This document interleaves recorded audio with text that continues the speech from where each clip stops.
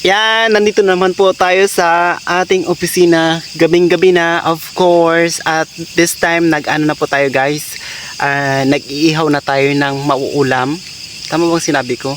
Or nag-iihaw na tayo ng ating ulam, ganon. So para makakain na tayo. Yan po ang ating ulam guys, yung ating iniihaw na isda, diba? Ang sarap niyan, promise. I love this and this. Nagkakaloka ang init. Ito guys ang ating kanin, may dala tayong kanin, meron tayong dalang mga, ayan na, naihaw natin ang ating ulam. And so, kakain na tayo, di ba? Bismillah. Sarap guys. Kain tayo.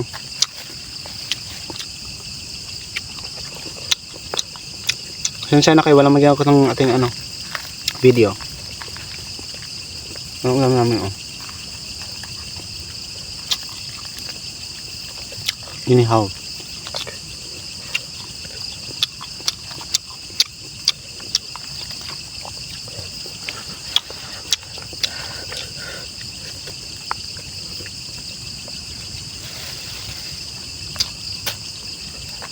Parang hilaw pa yung natin.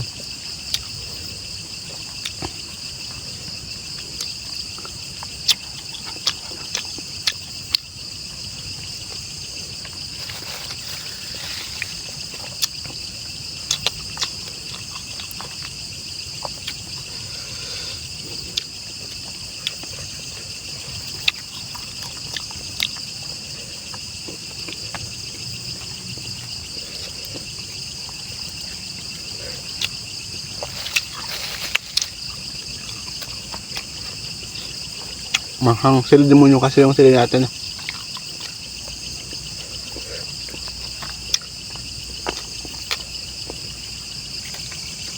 Tabo kasi ng tubig din. Diba?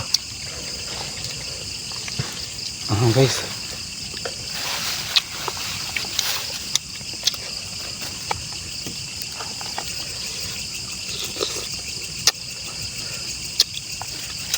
Busog na guys.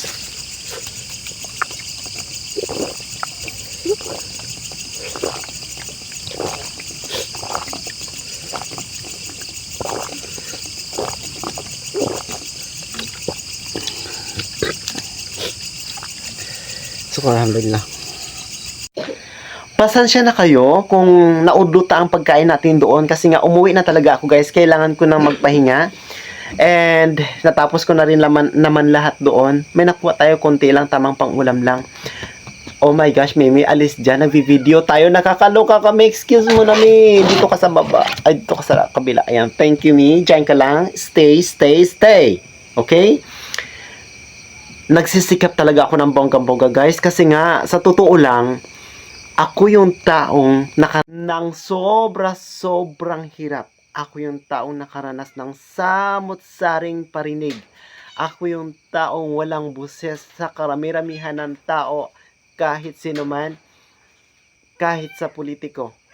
Ako yung taong hindi napapansin. Invincible ako dito sa mundo, maliban lang sa pamilya ko napapansin ako. Ako yung taong merong dunong, pero hindi napapahalagahan. Ay wow, social may dunong ang lola mo, day. Oo nga, may dunong talaga ako, sa totoo lang. Magtanong kayo sa school namin. Charas! Hindi, actually, lahat naman talaga tayo merong alam, di ba? Pero syempre, sa akin naiiba. Joke lang, guys. Yes. So, kaya, sinisikap ko talaga lahat na gawin or trabauhin ang bawat sentimo, pag-ipunan ang bawat sentimo, pahalagahan ang bawat sentimo, para magkaroon ako ng importansya, para magkaroon ako ng boses, para marinig din naman ako ng mga tao na tao rin ako. Ganon. So, ngayon, kung nagkakaroon man ako ng bankruptcy, sorry as in sorry. Wow, may bangko ang lola mo. Hindi nga. Kung nalulugi man ako sa paninda ko sometimes, noon nalugi ako. Pasensya na kayo. Nawala na ang ano ba naman to, magko-content tayo ng madilim na naman ang layo kasi ng charger. Nawala na yung natin, yung camera ng cellphone natin. Tutoy, gising, flash lang, hindi camera. Nawala na guys yung flash ng cellphone natin because palubat ng ating cellphone. Kaya kung nababangkrap man ako guys, pasensya. Kasi alam nyo ba, napakababa ng kalooban ko. Nakikita ko kasi ang sarili ko sa ibang tao. Alam ko kung gaano kahirap ang maging mahirap. Alam ko kung gaano kasi kahirap din siguro na makita ang mga anak mo na walang laman ng sigmura. Alam ko ang pakiramdam na yun. Alam ko ang pakiramdam na hindi ka kumain sa gabi. Alam ko ang pakiramdam ng hindi ka nakakamerienda. Alam ko yan. Alam ko rin yung pakiramdam na tumitingin ka sa ibang tao habang kumakain. Kasi galing ako doon. Na as in, doon ako sa kailaliman noon, naobserbahan ko lahat yun kung bakit tumulong ako sa kapwa ko. Wala pa rin naman talaga ako. Pero alam mo, sa pagtulong-tulong ko na yun, I learned a lot. Yes.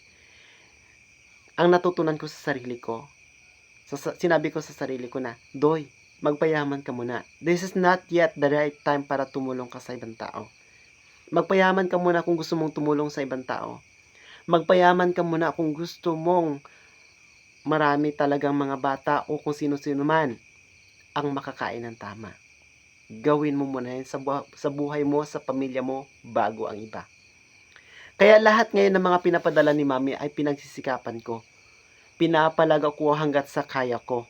Hindi ako umaasa lang dahil sa binilhan niya ko ng kanyugan. Hindi ako umaasa lang dahil sa binilhan niya ko ng motor.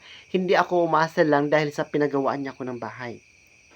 Kung hindi, kailangan ko pang dagdagan yun ng dagdagan sa halip na bawasan ko guys. Kailangan kong dagdagan lahat ng mga pinadala ni Mami. Gusto kong hindi siya ma-disappointment sa akin. At gusto kong hindi rin ako ma-disappoint sa sarili ko. At ang kaisa-isang pangarap ko, gusto kong marating. Ano man ang mangyari. Mabugbog man ang katawan ko, magkasakit man ako. Kasi I feel na wala nang time para sa akin. Parang wala nang time guys. Kasi nga, ang dami ko na rin guys nararamdaman sa katawan. May masakit ganito. Pero hindi na mahalaga yon. Ang mahalaga na papakita ko sa inyo na na-inspire ko kayo. Napapakita ko sa pamilya ko na masaya ako.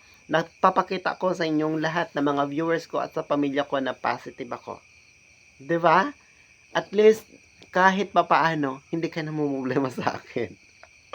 Nakakaloka. So, ganun talagang ginagawa ko guys. Pinupursigi ko na ang lahat habang kalahati, 1/4 pa lang ng katawan ko ang nakakaramdam ng sakit. How much more kung 1/2 na? Oo, nagpapahinga rin ako kung nagpapahinga.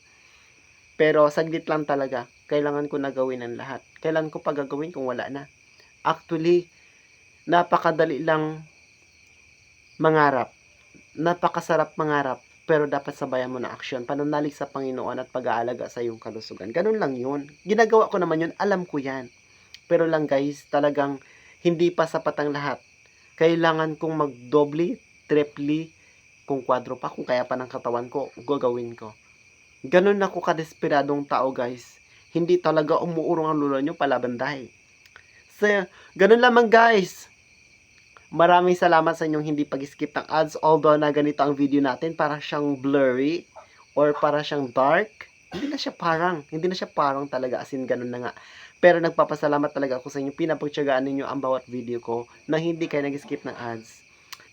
Wala pa tayong content ngayon guys, chika-chikahan lang tayo. And kung bago pa lang po kayo sa aking YouTube channel, huwag nyo nang kalimutang mag-subscribe. Bye guys! Hindi ko na nakain yung tinapay ko.